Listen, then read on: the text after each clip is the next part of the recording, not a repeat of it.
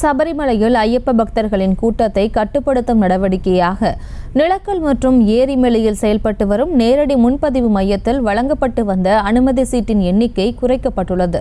இதுகுறித்த மேலும் விவரங்களை எமது செய்தியாளர் பாலாஜியிடம் கேட்கலாம். பாலாஜி, வணக்கம். மேலும் விவரம். பிரியங்கா, சபரிமலை ஐயப்பன் கோயில்ல வரலாறு காணாத அளவில் கூட்டம் அலைமோதியதால் ஐயப்ப பக்தர்கள் பலர் சபரிமலை ஐயப்பனை தரிசனம் செய்ய முடியாமல் திரும்பி சென்ற சூழல் தான் இருக்கு.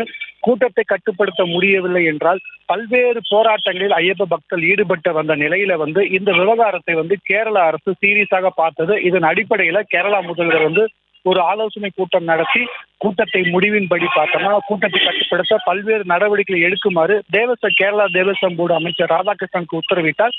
இதனை எடுத்து பார்த்தோம்னா ராதாகிருஷ்ணன் கடந்த 2 நாட்களாக சபரிமலையில முகாமிட்டு பல்வேறு முன்னேற்பாடுகளை செய்ய உத்தரவிட்டார்.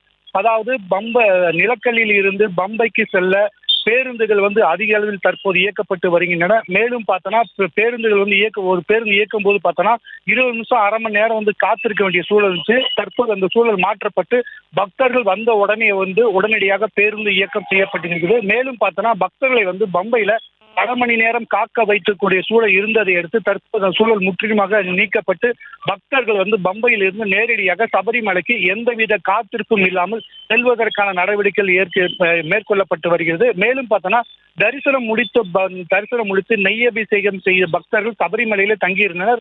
தற்போது அவர்களை அங்கிருந்து வெளியேற்றும் விதமாக ஒலிபெருக்கியில் அந்தந்த மாநில மொழிகளில் உடனடியாக அவர்கள் வெளியேற்ற வேண்டும் என தொடர்ந்து அறிவிக்கப்பட்டு வருகிறது. இதனால சபரிமலையில 5 மணி முதல் 6 மணி நேரத்துல பம்பையில இருந்து பக்தர்கள் தரிசனம் செய்வதற்கான ஏற்பாடு செய்யப்பட்டிருக்கு. மேலும் பார்த்தோன்னா எரிமேலி மற்றும் நிலக்கல் பகுதியில ஆன்லைன் புக்கிங் செய்வ அதே அளவுக்கு அதிகமாக செய்யப்பட்டு தற்போது அதுவும் கண்ட்ரோல் கொண்டு வந்திருக்கு. இதனால பக்தர்கள் எளிதாகவும் விரைவாகவும் வழக்கம் போல சுவாமி தரிசனம் செய்யக்கூடிய சூழல் தான் தற்போது சபரிமலையில நிலவி வருகிறது. பிரியங்கா, செய்திகளை உடனுக்குடனும் துல்லியமாகவும் தெரிந்து கொள்ள சப்ஸ்கிரைப் பண்ணுங்க.